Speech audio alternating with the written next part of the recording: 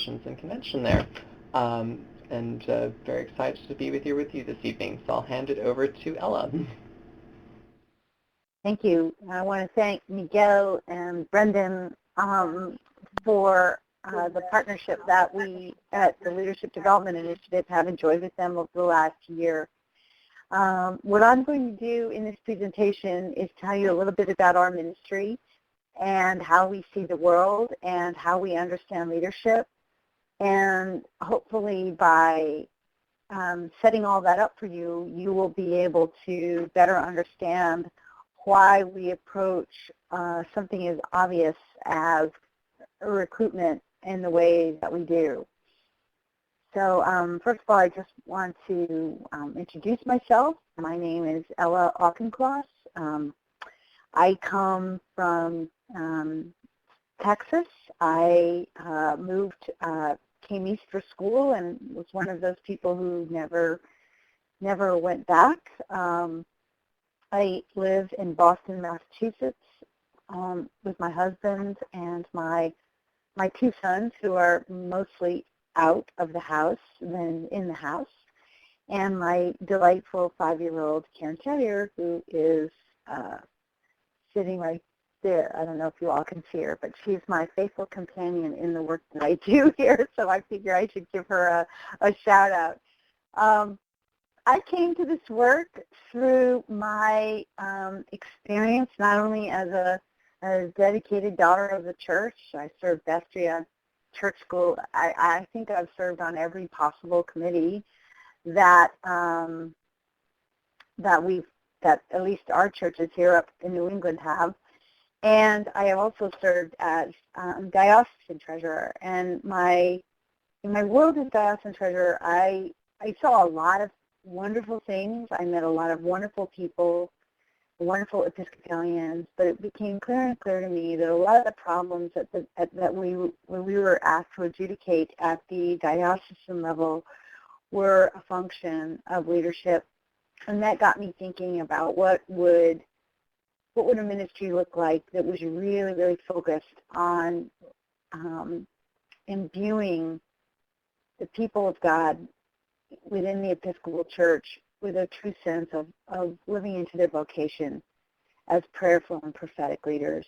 And I was graced by having some wonderful thought partners here in Boston, and this ministry was born. We're about 4 years old now, and getting clearer and clearer with every year about what it is we're supposed to be doing.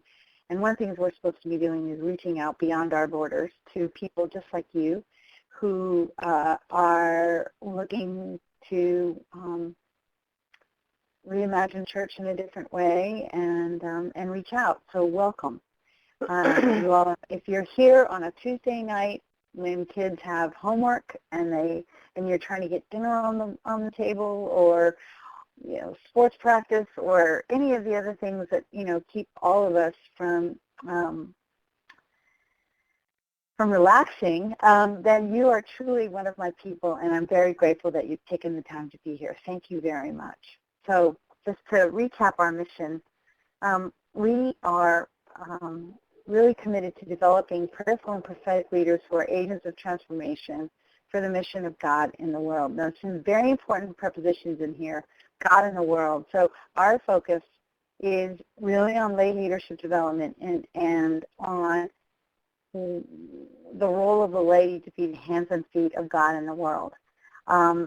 So you'll see that as we talk about our tools, you'll see that is very much the thrust of what we're up to doing.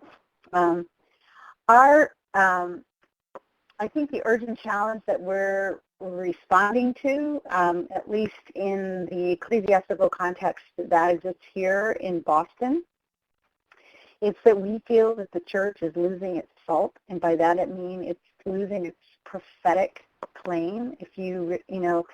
I think any honest study of the Gospels will reflect or will present a Jesus that was very unafraid to speak truth to power, to tell the truth of what Jesus saw on the ground, we really feel that that is one of the missions of the church, and that we have lost it. We see, at least in our communities, that there is an overemphasis of an ecclesiology that suggests that church is a place where people come to get away, to separate themselves from the world, and that's in some cases very important and very necessary, but we think, at least here, that it's being done at the expense of understanding the church, again, as the hands and feet of God in the world. So we're very motivated by helping people just like all of you really embrace that kind of vision for church. Everyone on my team, I think we've talked a lot about this. We have all experienced God in the experience of self-forgetfulness, self-transcendence. And so we really believe that we dream of a church that is self-forgetful, a church that isn't more worried about its own welfare than it is about the welfare of the people and the community in which it exists. So we're really committed to that. And we're also inspired by leadership structures that aren't hierarchical, and a lot of the tools that we'll be introducing today are tools that have been developed from grassroots social movements. A lot of the work that we went into is the work that was developed by Marshall Gans at Harvard Kennedy School. He was one of my mentors, and the basic framework of what we're doing is very much inspired by him and others who have worked with us to adapt this to the church. So we want to start by claiming an understanding of leadership that, again, comes from our work with Marshall Gans, and it's a very specific definition. And just so that we're all on the same page, this is where I like to start. So for us, leadership is taking responsibility for enabling others to achieve purpose in the face of uncertainty. Let me just unpack this definition for you a bit. So leadership is taking responsibility. It's not bestowed upon you. It's not authority that's been given to you from some other person or place of power. It is authority that you claim for yourself. You step into that leadership based on some kind of inspiration that you have, or some kind of intolerable condition that you see in your world, that you say, I have to step out in the face of this. So that's the kind of leadership that's what we need. Leaders who do that. So they do that without formal power. And it is necessarily focused on what we do for others. So it's not about us, it's about others. So what we step into when we decide to take action is the action that we take is how we innervate the community around us to join us in achieving a specific set of purposes that are in response to some urgent challenge, or to something that we say broadly is some uncertain reality. And the world is uncertain, so it's just the world as it is. So why do we talk about uncertainty? Well, I mean, I say it's the new normal. I don't know that it ever was never the new normal. I mean, but now we have seen more social change in the last 50 years than we had ever in human history. And that is not hyperbole, my brothers and sisters. That is the truth. We are punch drunk as a society and a culture from all of the change that happened. So our institutions are very slow in responding to that, and we can't wait for them. We have to begin to imagine how Jesus would respond to the kind of world that we live in now. So to our mind, I lean into the words of, and I'm paraphrasing them, I don't know the words directly, but Thich Nhat Hanh, the Buddhist monk, said that the next Messiah will come in the form of a teen. I really believe that that's true. I think that there is no more waiting for Superman, that we're all going to have to step up and sort of dust ourselves off and really take action in the service of things we really care about. And I think that the church is one of the last homes for building real civic muscle. And my team and I are extremely excited by the notion that the church could be so much more powerful than it is now if it reclaimed their place in terms of building civic muscle. So I'm going to put up here 3 different common leadership models in the church. And I would love for someone to, maybe, Miguel, you can unmute for now. And I would like for someone to, is there a hand-raising function, Miguel, that they could raise their hand and describe one of these? So who will tell me about the I'll take care of it leadership model?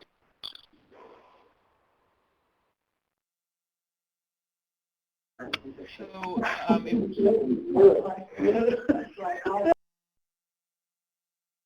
sorry.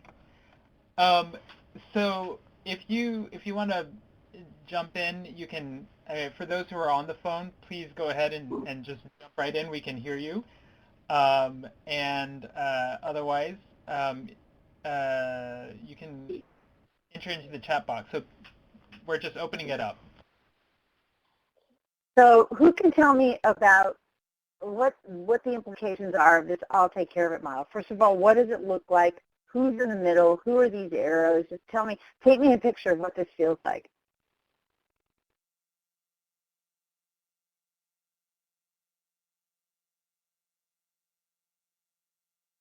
Can you hear me? Yes, now I can, yes. Who is this, please?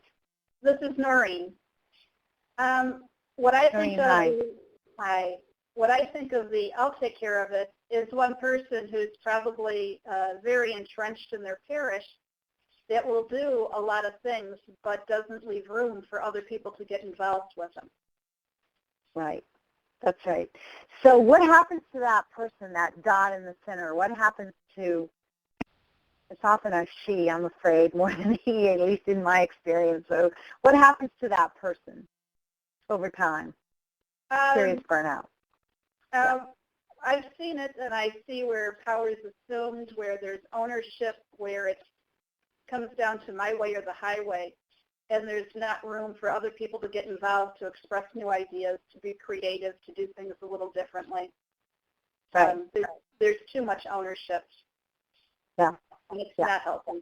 So it's disempowering to a lot of other people, and it ultimately can result in a deep disempowerment to the person who takes it on, right? Because it can lead to serious burnout. And capacity isn't being deepened in that model. And I think that this is a model that, exists in a lot of places, but I think that this is a trap that a lot of volunteer organizations, especially churches, get into, in that there are some really dedicated people, and we tend to really lean into them because we're busy and we appreciate their willingness to make and their ability to make a contribution. But what we're doing is we're eroding the leadership capacity of our community. What about the who's in charge here model? Who can comment on that one? What's happening there?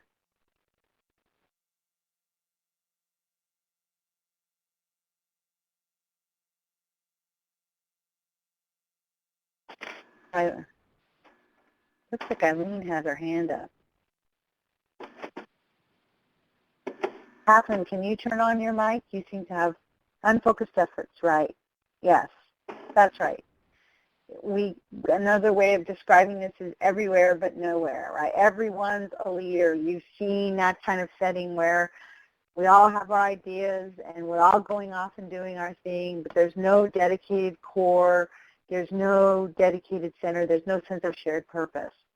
And that can be equally as de minimis to community and to a deep sense of shared mission. And yeah, it can lead to, Helen says, not only burnout, but also battles, especially when people think that resources are limited. So what about the last one? This is what I affectionately refer to as the Hail Caesar model. Tell me about that one. What's happening there? Ella? Yes. Hi, this is Eileen. I see the Hail Caesars model as what I've come to affectionately called Father Walked on Water. The priest who's been in a church for 25 years, and he just, everybody, there's so much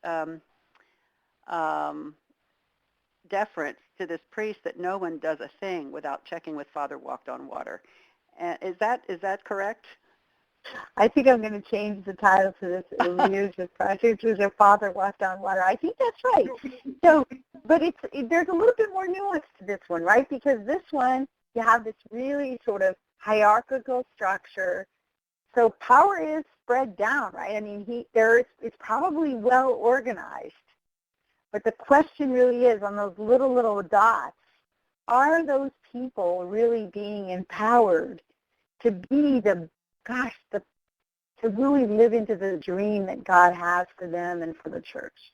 I don't think so, Ella. I think that those people are basically doing whatever Father has told them to do, and they're very dutiful, but their own spiritual gifts aren't being realized and lifted up in the church. Right. That's right. But it's not always Father who walks on water who's implicated in that. It's a two-way street, and my argument is that the ladies often cede their agency when they come to church. It's probably the only place in the world where they do that. Maybe the doctor's office too. But so let's own up to our role in this relationship. And so LDI has thought a lot about this, and we are really committed to a different leadership model for the church. It could be perceived in some places as somewhat radical, but this is what you all are going to learn about if you all work with us.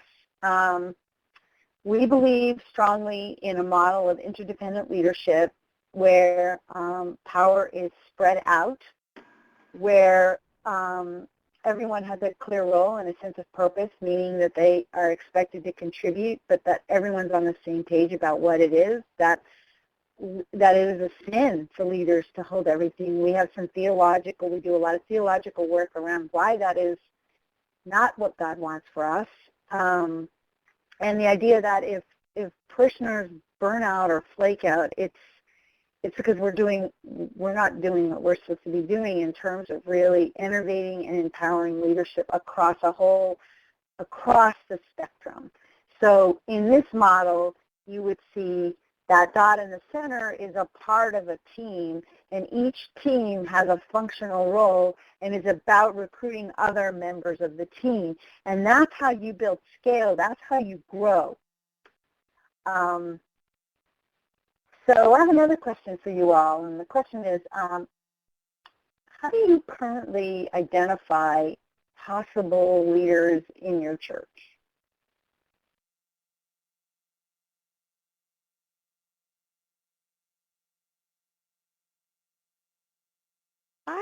This is Kim here. Hi. I watch for people who are around and maybe attend programs and, are around but who just haven't been tapped on the shoulder yet. If you watch, you can spot them. Yeah. So you're saying people who seem to have the capacity, who haven't stepped up for anything yet. Catherine says, she says, well, I listen to what other people tell me. Are there any other strategies that people want to lift up? Ella, I found that when people are, when I see a lot of energy and a lot of joy in participation in a particular project or mission or ministry of the church, I sort of pay a lot of attention to that. And then if I see that time and time again, I really start to think this is somebody I need to talk to about how involved and at what depth they want to be involved in that, because it's obviously hitting on some gift that they have, because it's bringing them out. That's right. I think that these are, so you're talking about passion. Barbara's saying she doesn't necessarily look for the skill, but she looks for joy and a welcoming spirit. So the point I want to make around this slide is that, at least in my experience now, it sounds like you all are very deliberate about this, but in my experience in church, it's often the case that leaders are identified by just the fact that they volunteer. So it is, the leadership is bestowed on those who show up. And I would like to suggest, but I don't think I have to make that point too deliberately with this group, that there should be a more strategic approach to that.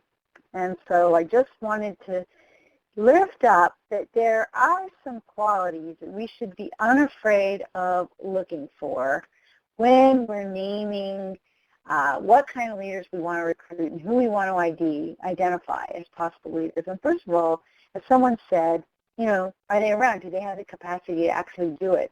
Because it's nothing's more maddening than having someone commit to something and then they don't show up or they don't do what they've committed to doing.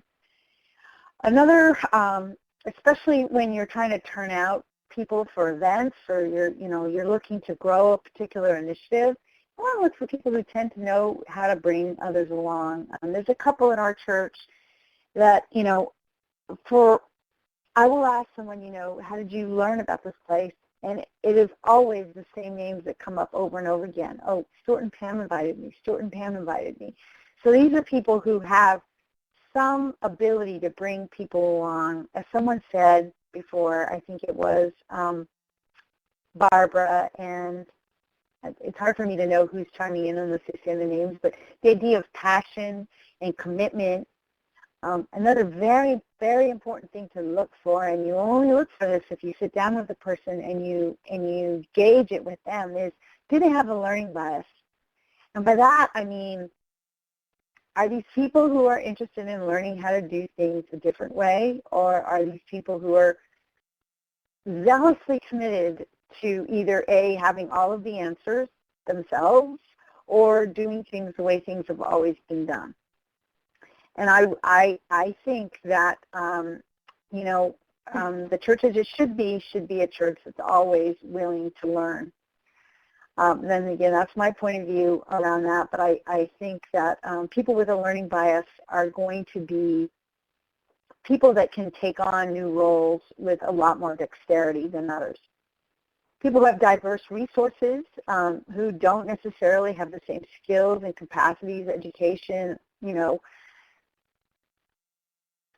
just a whole range of resources that are the same as everyone else on your team.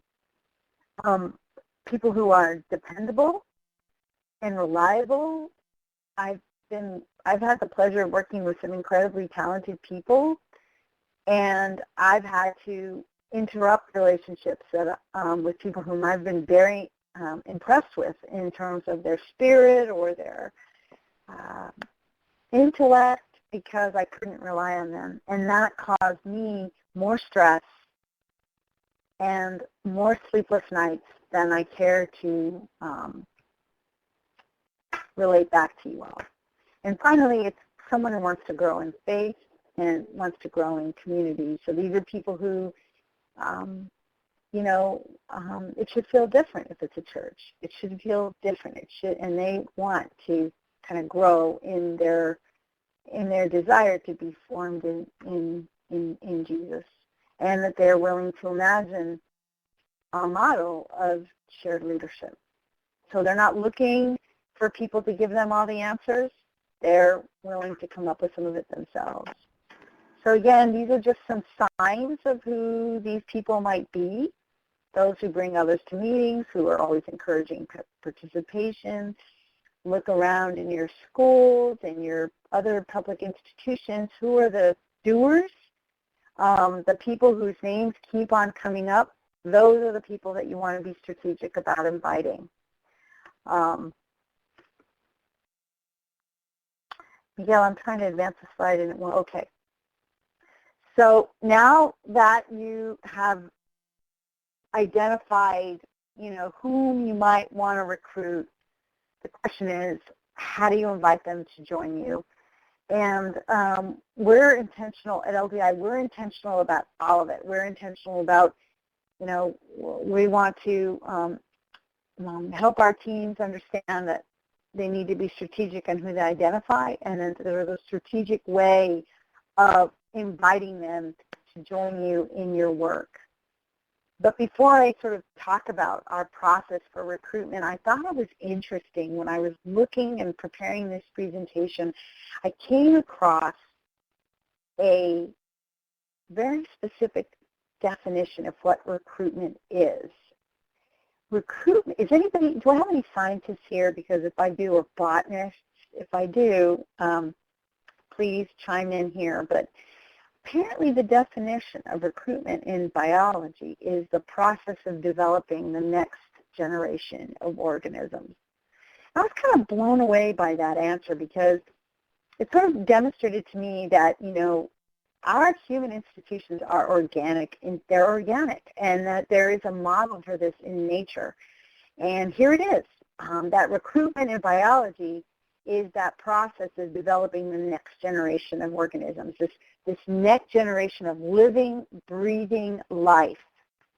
And I sort of see that the recruitment for the church is developing this next generation for the life of the church. And that I'm not talking necessarily about the young and the old. It's just that next set of leaders that are going to come in and help the church live into God's dream in the way that God's calling them to do that today, at this time, in this community, using the skills and the resources and the passions and the call within that community. Recruitment is an invitation to leadership. If we say that leadership is accepting responsibility for enabling others to achieve purpose in the face of uncertainty, then we should understand that it's an invitation to this kind of leadership. And for us as leaders, for you all as leaders, it's your first act of enabling others. So by showing up today, I think you're taking leadership, you're stepping into your leadership. And by reaching out and recruiting others, you're enabling leadership. You're offering someone an opportunity to really grow in their own sense of purpose, in their own vocation. So what is recruitment? What do I mean by it? And again, I have you'll see as you get to know us, and I hope you do get to know us, that we're super intentional about the words that we use. So for us, recruitment is securing a commitment from others who are to step into leadership towards that common purpose. So you're not only securing a commitment from a person to come and to join you in this work, but you are also making a commitment to someone when you recruit them. Can someone tell me what they think I mean by that?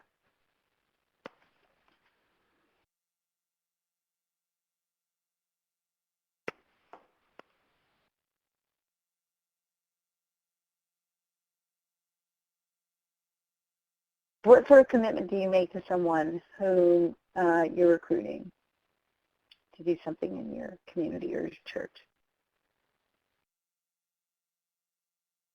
Well, once they step in, they're not alone. You're going to support them. Right. That's right. That's right. And so that is a responsibility. You are in securing a commitment from someone else, you are also making a commitment. So you're making a commitment to them, you're making a commitment to God in them, the God that lives in them. And the commitment involves some kind of exchange of interests and resources. So one person is committing to share their resources for the sake of the community or the endeavor with another, all right? And it's also mutual. there's a certain mutuality to it. And because of the mutuality and because the thing that actually unlocks the resources is that commitment, the relationship itself becomes a resource. So not only are you interested in what that person's interested in, but the fact that you have this commitment, that alone becomes a resource. And I want to just offer you an example. I have a very good friend of mine, and she's a friend that she's become my friend through the work of the church. She lives all the way across town. She lives in the town that's probably the hardest to get to from where I live in Newton. She lives in Winchester. And she has a deep devotion to this orphanage in El Salvador called El Hogar. And about a year ago, she invited me to a talk at her home on a Tuesday night in the middle of winter to learn more about El Hogar. Now, I had my kids home. It was raining. It was really cold. I was really tired. It was really dark. But I went. I went not because, honestly, if I cared just about the orphans in El Salvador, I might not have gone out that night. But I went because I have a commitment to Corey. And my commitment to Corey was strong enough that I turned out on that night because I had committed her to do that. So the commitment that you get from people that you recruit is a huge resource, and it's something that you should protect and you should cultivate. And when we talk about resources, a lot of times, we tend to think that resources are money or skills or, some kind of unique knowledge or space like real estate or whatever. And those are resources that people acquire over time, right? But there are also these other resources that we need to be creative about recognizing, and that people have energy, ideas. I mean, you may or may not like the Occupy movement, but the chief resource that they used were their bodies. They used their bodies. They put their bodies in a place where their bodies did not belong. And by doing that, they were using their resources to make a point. So when you're thinking about recruiting leaders, be creative. Think about what you really need, and think about who in your world might be well equipped to help you. So before I go any further, I'm just curious, does anybody have any questions thus far? I've made a lot of claims and I've probably gotten a little too preachy, so any feedback or just reflection back on anything I've said?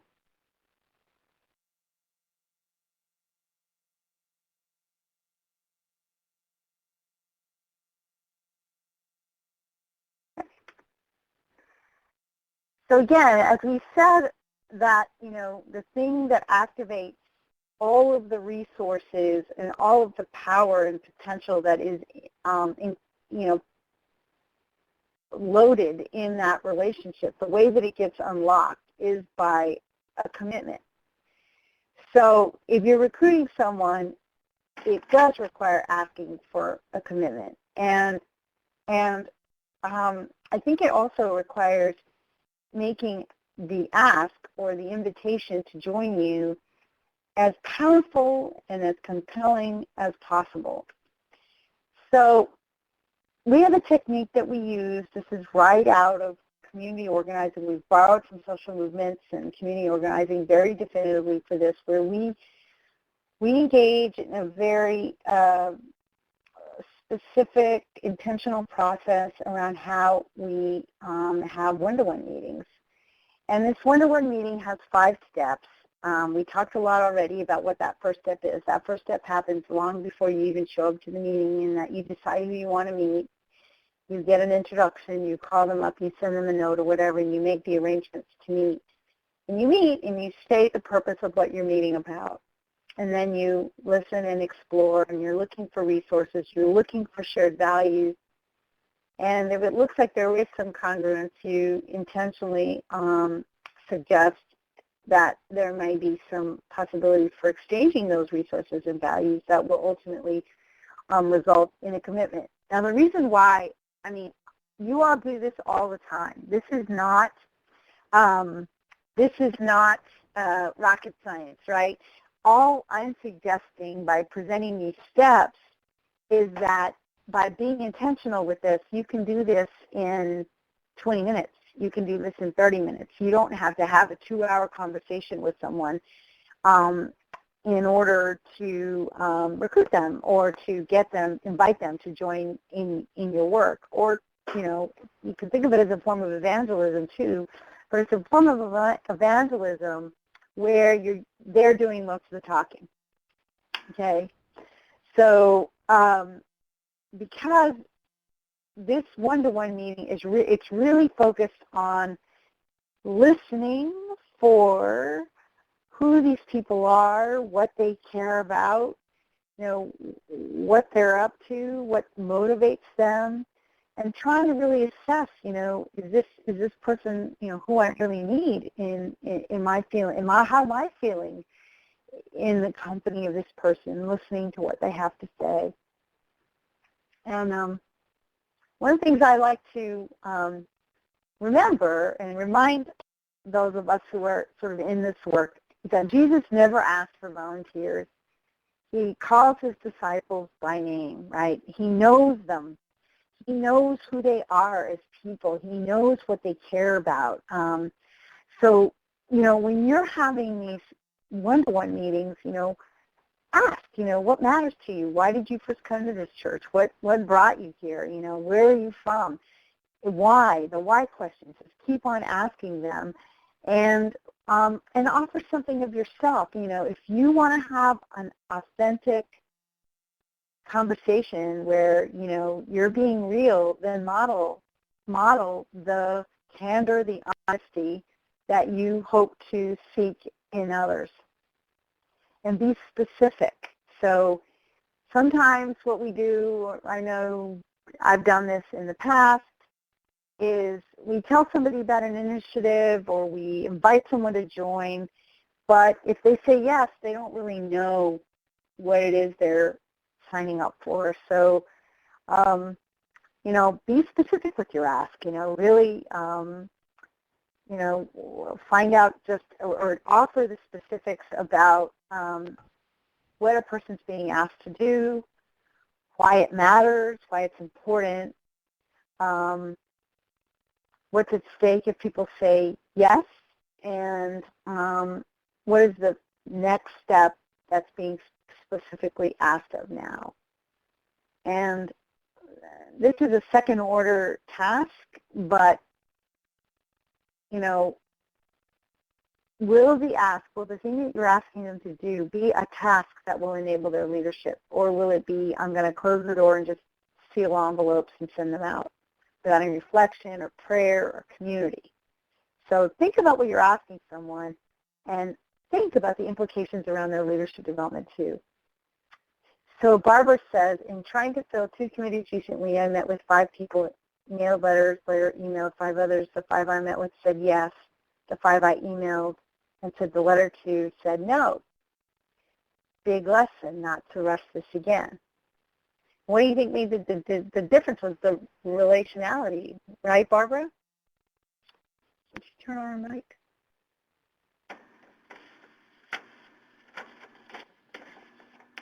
Yes. All right.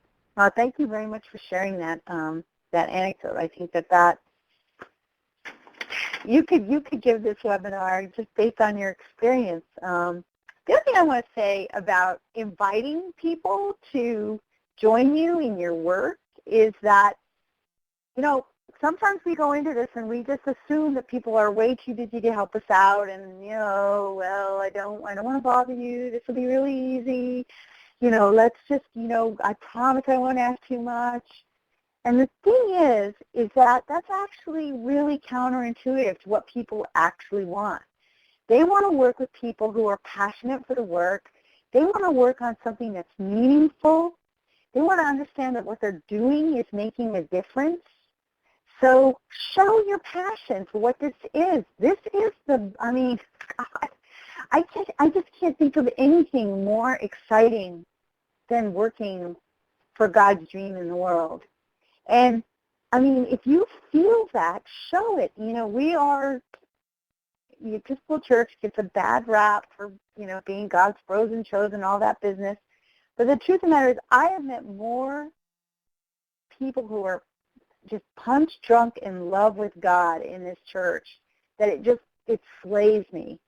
And I would just so love it if people weren't afraid to show how much they love God, they love this church, they love the effort of really reaching out to people. So show the frame of mind that's going to be inviting, and feel great about asking, because you are asking someone to do something important. And that's what people really want. They don't want to do something that's going to make their life easy. They want to do something that they believe counts. Think about the times you've been invited into leadership and the things that have caused you to say yes. And the last thing I'll say about that is just to make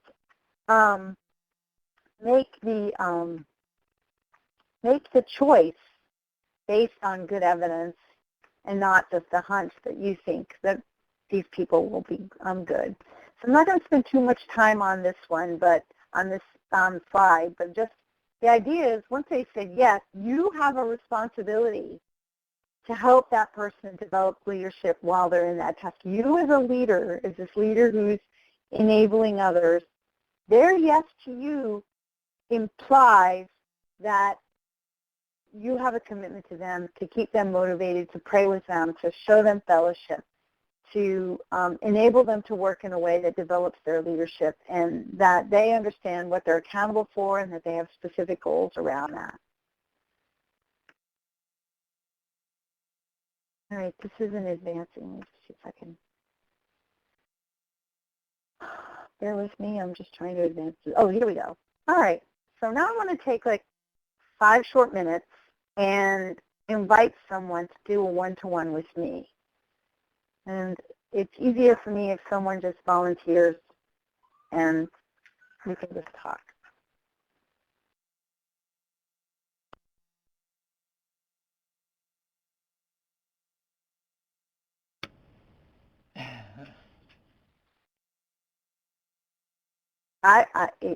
Trust me, this will be fun.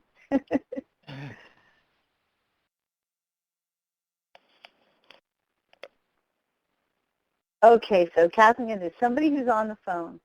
This is Kim. I'm on the phone. Hi, Kim. Kim, what's your last name and where are you from? Thank you for stepping up to do this. And Sure. can you turn Hoschel, on your webcam so Delaware. we can see you? Yes, that's right. Can you turn on your webcam so we can see you? Oh, you want to turn on my webcam? Okay, let's see Yes. here. So the top ribbon right next to the Episcopal shield, you'll see the shield, and then you'll see meeting. And then 3 buttons down is looks like a little person, a little green person with a dot in the center. If you click on that, that should turn on your webcam.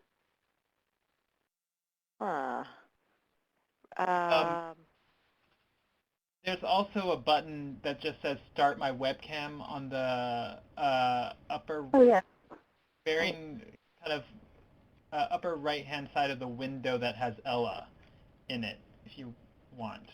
Okay, I see a blue I button, a red button, a help, a green bar. Okay, so below that, to the left is the attendees button. Yes. The next ribbon below, it should say Start My Webcam. It doesn't. Oh, I'm sorry. Let me... And then up top, I just have a speaker button, a telephone button. There's a webcam button. I bet that's it for my webcam. There it is. Okay. So let's see if we see you. Just be better if we could see you. Okay. All right, here I am. Hi, everybody. Okay, so you're in a preview, so hit accept or start. Okay. There we are. Oh, there you are. great. Hello. Hello. Thank you so much. Thank you so much for stepping up. So you, what's the name of your church in Delaware? Well, actually, the church is in Pennsylvania, and it's... Oh, right, that's right. It's the Episcopal Church of the Advent. in Kennett Square. And what is your role there? I am on vestry. My second year, just finished my second year on vestry. And before that, Sunday school, coffee hour organizer, all kinds of stuff. Really? Yeah. So what drove your decision to join the vestry? Well, we were in an interim period, and the interim rector asked, and it was one of those years where we just didn't have candidates, and I just had a sense that even though I didn't have a whole lot, any vestry experience, at least I'd been around the church enough to know some people and to have the time and the willingness to learn and to pitch in, and it's been great. That's great. Yeah, my first experience on a vestry, it was also in the interim time, and it was an interesting time in the church's history. I think those interim periods are actually moments when the church can really grow in its own leadership and find itself. So it's interesting that you assumed leadership at a time of transition for the formal leadership in the church. What was that like, this idea that you were kind of coming in a time of transition? Goodness, it was chaotic. It was chaotic because then the interim resigned while we were still in the process of discernment, and so we really had, I guess, maybe 4 or 5 months of trying to, have the discernment committee still find and call a rector, and we were patching together, Sunday coverage, and it was nuts. But so we made it through. How did you get people to work together? How did you manage that? Well, actually, I think it was one of those times in a church where it felt like a crisis time, and folks just stepped up to help because, the people in the congregation just love the church. And so we did have a lot of help. And so people pitched in because it felt like a crisis time. And what was your specific role in all of that?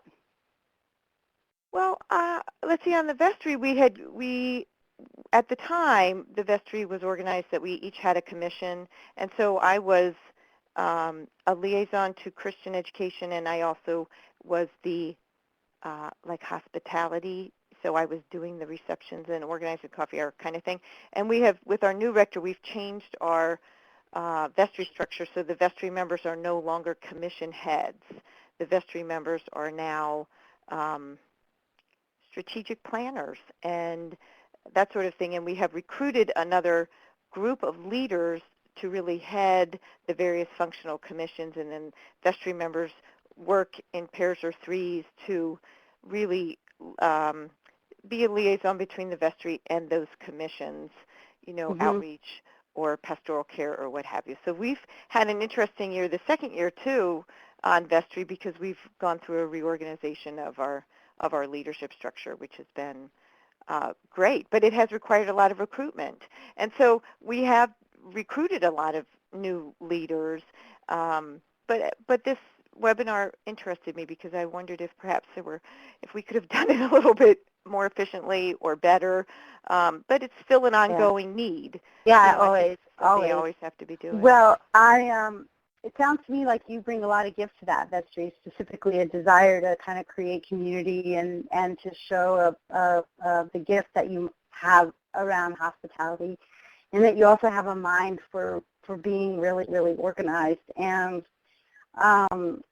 you're just the kind of people that we're really interested in getting to know better. So I really hope that you come to the next webinar that's happening on the 14th of May, where we'll be talking about how to really infuse what we do in our meetings with a sense of God and the Holy Spirit. And I would also like to invite you to learn more about our our ministry at LDI on a webinar that we are hosting on the 21st. But I'm hoping I can get your commitment to come to the next webinar so that we can continue to explore this idea of leading for God's dream in the face of uncertainty. Can you make it? It's May 14th at 7 o'clock Eastern. Well, you know what, honest to God, I have 3 teenagers in the house, and I don't know where I'll be on the 14th unless I look on my big wall calendar, which is in the kitchen, the next room over. And so I don't know if I can make it that night. What day is it? Next Tuesday? It's it's a week from today at 7 o'clock. Okay. So if you can't make that, I would love the opportunity to either, maybe have a conversation over the phone with you more about our work and just get to know you better. All right. I would be delighted to do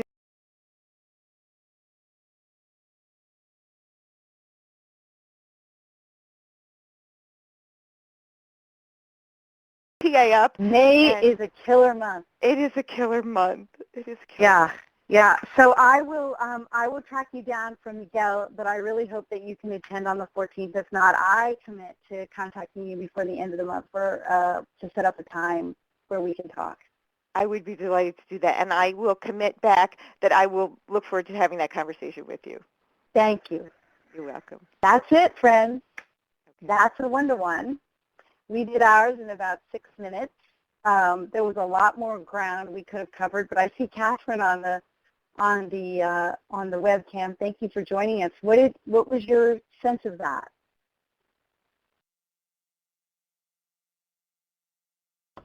And Catherine, if you want to join us by phone, we can call you.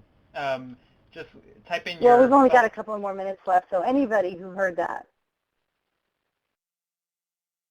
Anybody who's got their mic on, they're on the phone. Are we still on mute? I don't think so. All right. I hear you. Okay, thank you. It just sounded very relaxed. It was just a nice informal conversation, getting to know. It was very interesting to sit there and listen to you. If I'd had more time, I would have found out more about her story. I would have shared more of my story. But in the end, I quickly discerned that she is basically kind of right up our alley in terms of the people that we want to work with. And so I was going to go for that opportunity as quickly as I could. And Catherine says that she'd add that while telling people what's involved, I'd tell them not to decide now and ask them to pray about it. As long as you do go back to them, because I've learned that a maybe is almost always a no. So make sure that you go back to them. And, the whole point of this is don't be shy. This is big work, and we can't do it alone. And it's work that really matters. Hello?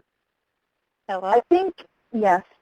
A comment I just thought of as you were talking is that if we're tentative when we're asking people, when we're trying to recruit them, and if we're tentative and somewhat laid back about it, it creates an insecurity in the person. But if we're enthusiastic and we're really saying, yes, I want you to pray about this, but I have a strong sense that God is calling you to this ministry, and I'd like you to really think about this because I'd like to engage you in this ministry, and I think you're perfect for it.